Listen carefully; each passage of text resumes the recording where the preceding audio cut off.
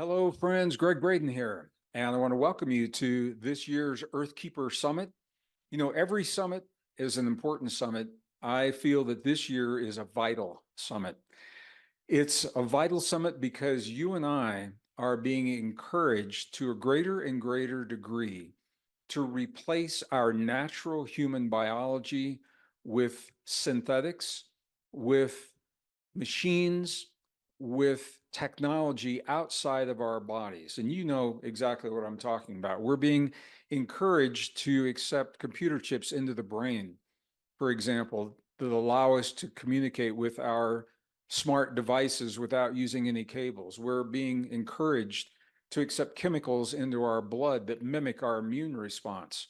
We're being encouraged to accept RFID chips into our hands and our arms and different parts of our bodies for security. We're being encouraged to accept nano sensors into the bloodstream of our circulatory system and much more.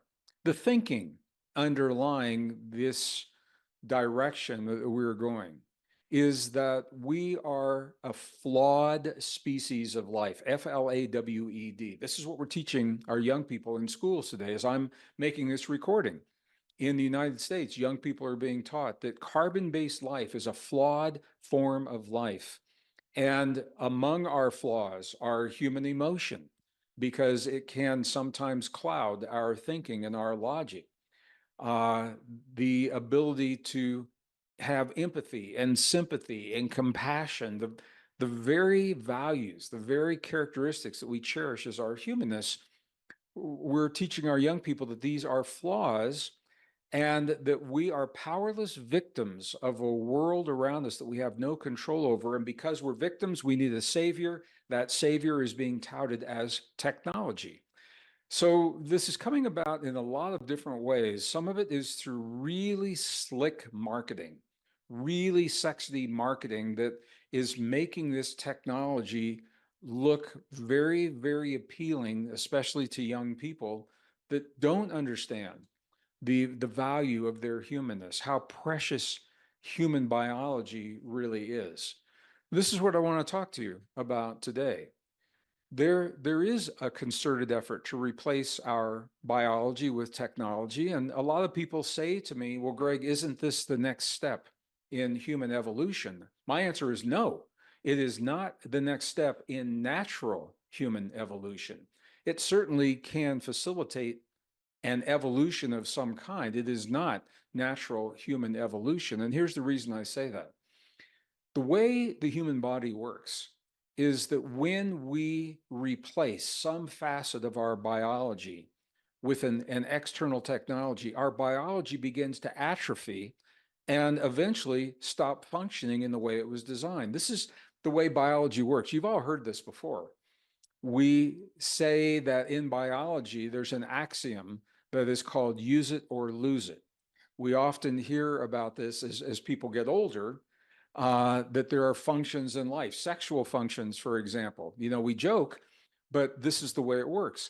If the body is not used, then those functions begin to slow down. They begin to atrophy because the body believes it's no longer needed to do these functions.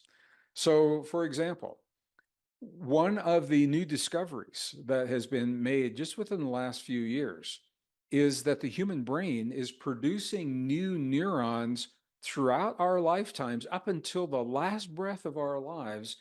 There is a part of our brain, it is the hippocampus, that is producing new neurons. Here's the catch. When those new neurons, those new brain cells are produced, they must be engaged in a meaningful way. We have to use them within about 7 days or they begin to atrophy and die. That is an example of what's happening throughout the body as we're producing chemicals in our body and the strong immune response and the ability to sexually reproduce. All of these things are happening because there's a demand for them in our lives. When that demand stops, those systems begin to slow and atrophy and eventually no longer function. Well, if we're replacing our brain with computer chips, or let me give you another example. The AI visors that we see with young people. And there is a place for these, and I'm not against the technology, it's how it's being used. But what the studies are showing now is that young people, say a child is 3, 4, 5 years old, they have breakfast in the morning, they put on the AI visor to be entertained, their parents put the visor on them to be entertained, and for 3, 4 hours during the day, 5 hours maybe, that child is being entertained by watching something happen, by seeing sights and images in the visor they would never see in the backyard playing with their friends. Intense colors, intense sounds, intense scenarios. Here's the thing. It is all being done for them by the technology. They are simply watching. They are observing. There is no function in the brain that is imagining, that is creating. It's all being done for them. And now this has happened for a long enough period of time. Psychologists have been able to do the studies. And what they find is that young people who spend a lot of time with the AI visors and virtual reality, their bodies begin to atrophy. Their muscles are less strong, of course, because they're not outside using them. Their brains are stunted in growth. Their cognitive abilities are stunted. Their socialization skills are stunted. Their verbalization skills are stunted. But listen to this, the visual cortex of the brain is enlarged. And that makes perfect sense because it's the visual cortex that is doing the observing, but all the other functions are showing the signs of atrophy, or at least the signs of not being able to fully develop properly within the time frame that is normal for a human.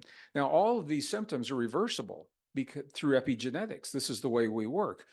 When they stop using the visors, when they are or limit the amount of time that they're using those visors, when they engage with their peers, with other kids, or when they go out and play.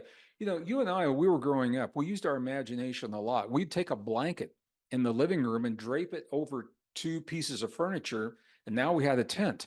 And in that tent, we were explorers in the wilderness, or we were pioneers on the surface of another planet, you know, for the first time going out to explore that planet. And we'd put on a raincoat and call it a spacesuit. And we'd, you know, devise detectors to pick up the oxygen in the air. The point is, we're using our imagination. That is what is lost. And this is only one example. I'm using this only as one example. The technology that we're being invited to replace our biology with, it mimics what we already do in our bodies. Our own science now is showing us that in many cases, we meet and even exceed the capacities of the technology that we're being told we need to replace our bodies with. We are the technology. We are a highly advanced, technologically sophisticated, soft technology. We're not the primitive, hard technology of a silicon computer chip. We're not the primitive, hard technology of the wires that connect things. We're more than that. We're humans. We're neurons. We are cell membranes. We are DNA. We're moving ion potentials across cell walls. And here's the beauty of all of this. Our soft technology, we don't even have to understand how our soft technology works to benefit from it. I worked in the high-tech industry during the Cold War years, the 1970s, 80s, early 90s. And I can tell you this, I have a deep respect for technology, and I saw some of the most advanced technology at that time being developed, advanced laser systems, radar systems, communication systems. Here's the thing, to this day, I have yet to see any technology built outside of the human body that does not mimic, it doesn't mirror what we already do in the cells of our bodies. But nobody's telling us this. We're taught to think of our bodies as, and our cells as like soft, wet, gooey, sticky, you know, tissue that is subject to flaws and the failure mode, all right? Scientists are now opening the door to a very different way of thinking about the human body. It's not soft, wet, sticky, gooey stuff inside the cells. They're thinking of us from an IT perspective, information technology. And what they have found is this: every cell in the body, we say the average human has about 50 trillion cells in the body.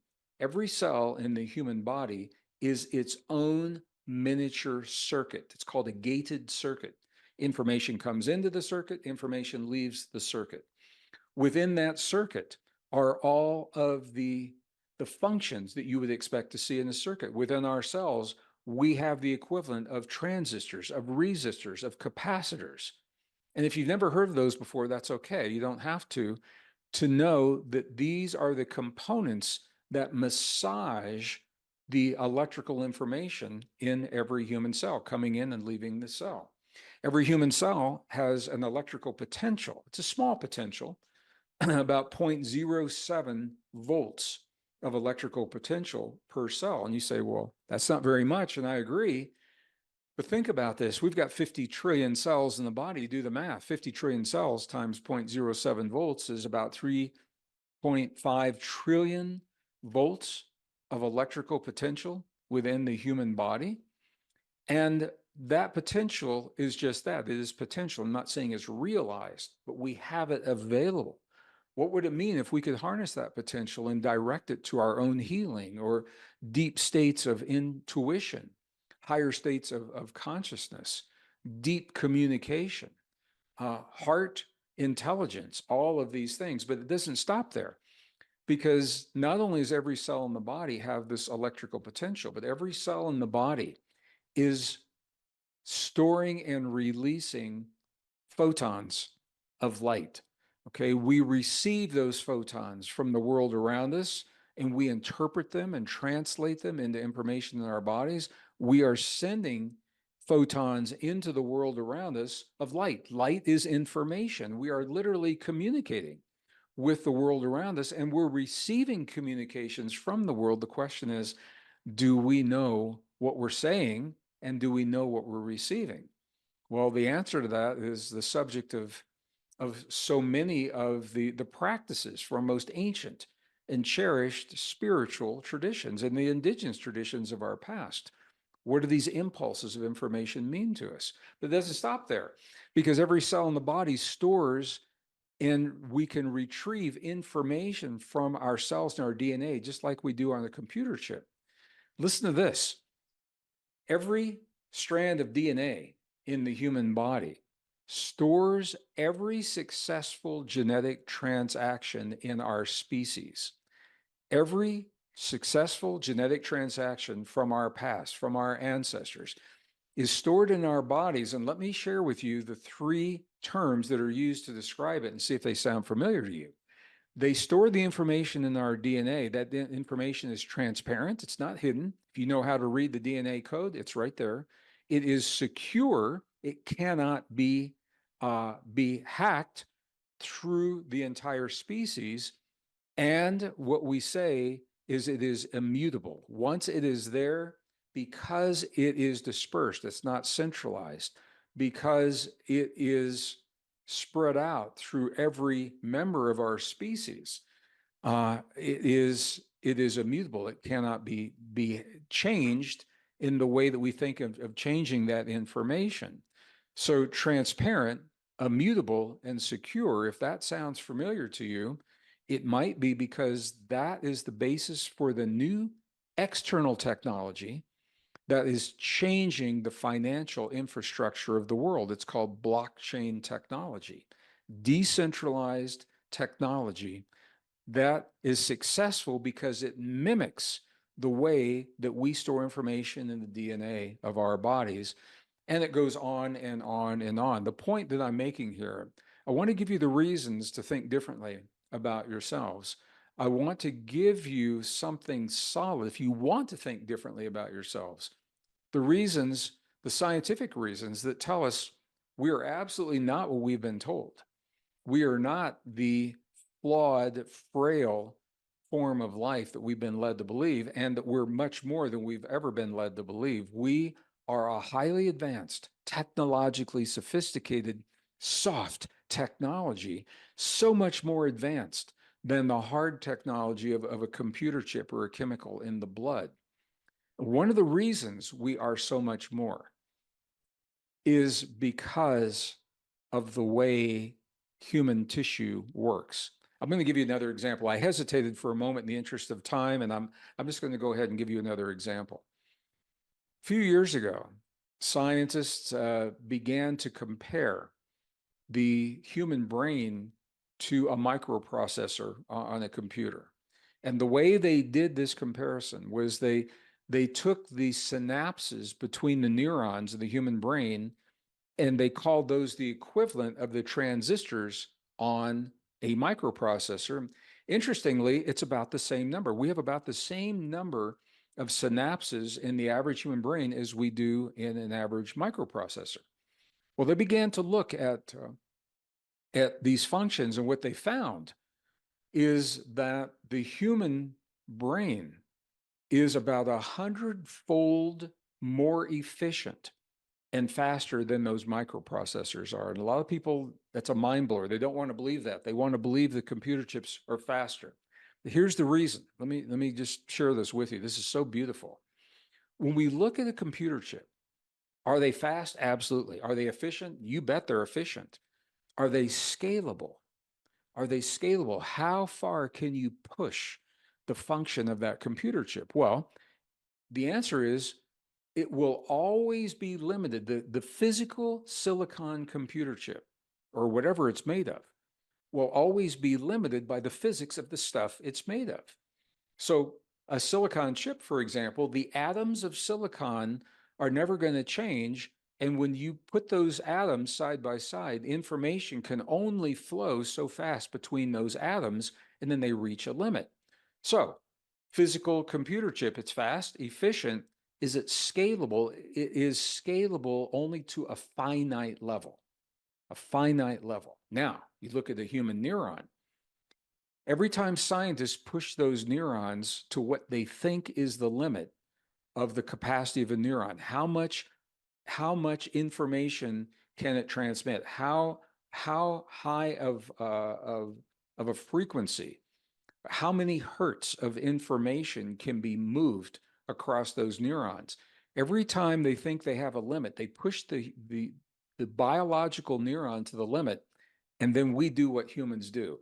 We morph and we adapt to that new environment, and we change, and it opens up a whole new vista of information processing. So what is the scalability of a human neuron? The answer is we don't know. It appears to be infinite, because every time we reach the limit, we morph and we adapt. We change to accommodate that limit and open up to new possibilities. This is the sign of an advanced technology. We are literally a highly advanced, technologically sophisticated soft technology. Engineers are trying to mimic, they wish they could create the external technology that is as advanced and efficient as our human neurons. And it's not just with the neurons, it's throughout the entire body. Here's where the change happened. Scientists used to look at the human body only through the lens of biology. And through the lens of biology, they think of cells as little sacks of saline with some things floating around inside that do some cool stuff. Now, scientists are beginning to look at our cells from the perspective of IT, information technology.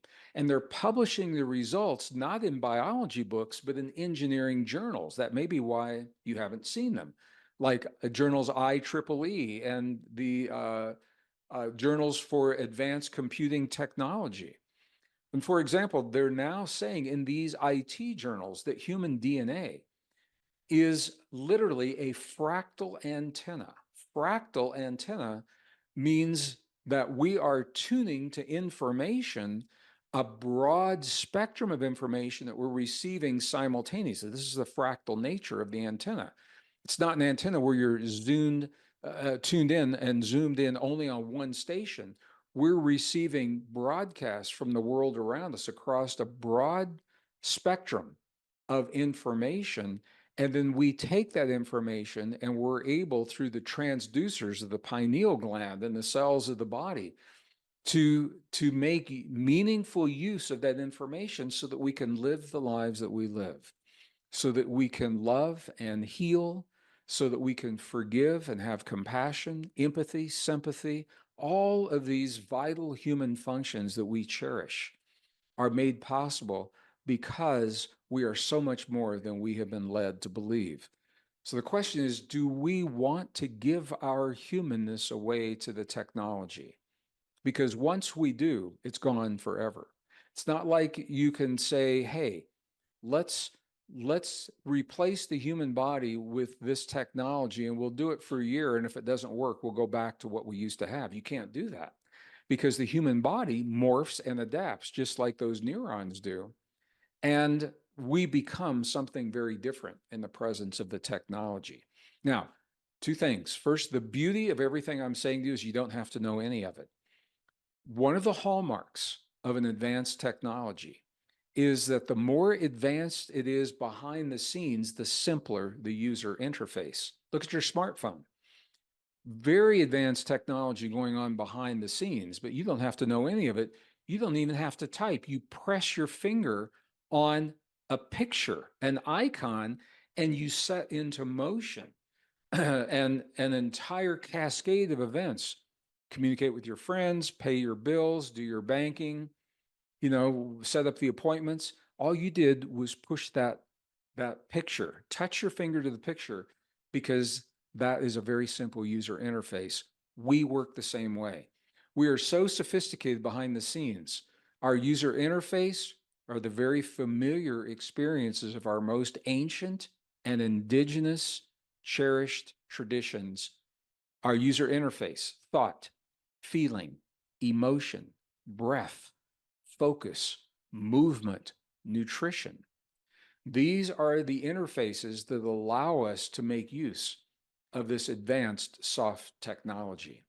And I'm saying this to you today with the hope that I can instill within you maybe a deeper appreciation for what it means to be human, and the reasons to think differently about yourself, so that when you're encouraged to give your humanness away to the technology, when you're encouraged to relinquish your biology, the biology that was given to you by a greater intelligence 200,000 years ago. We now know the first of our kind, the first humans emerged on Earth about 200,000 years ago. We don't know where we came from, because all the theories are breaking down. Evolution is not our story. Evolution is a fact. In the world, as a geologist, I believe in evolution for plants, insects, animals. It breaks down.